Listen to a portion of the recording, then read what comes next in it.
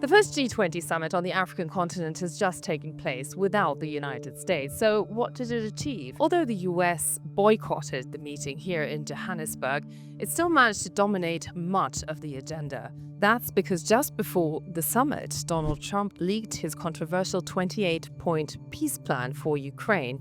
It sent shockwaves through Europe, with many of Ukraine's allies criticizing it for making too many land, power, and strategic concessions to Russia. So much so that even US Secretary of State Marco Rubio felt the need to officially communicate that the plan had input from both Russia and Ukraine. So this G20 fast became the host event for a European crisis meeting.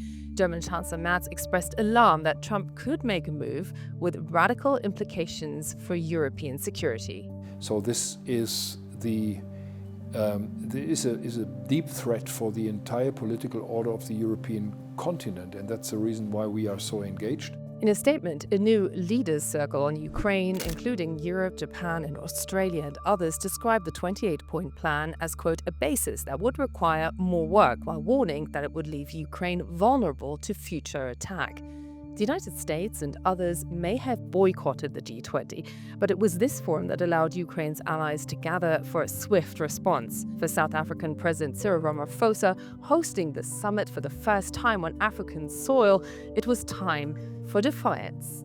The G20 underscores the value of the relevance of multilateralism.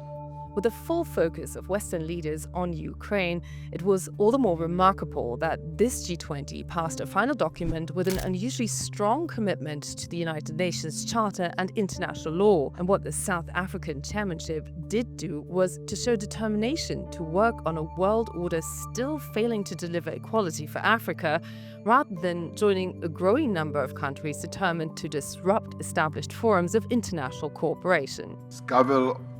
Of this G20 summit formally closes this summit and now moves on to the next president of the G20, which is the United States, where we shall see each other again next year. The summit is therefore closed.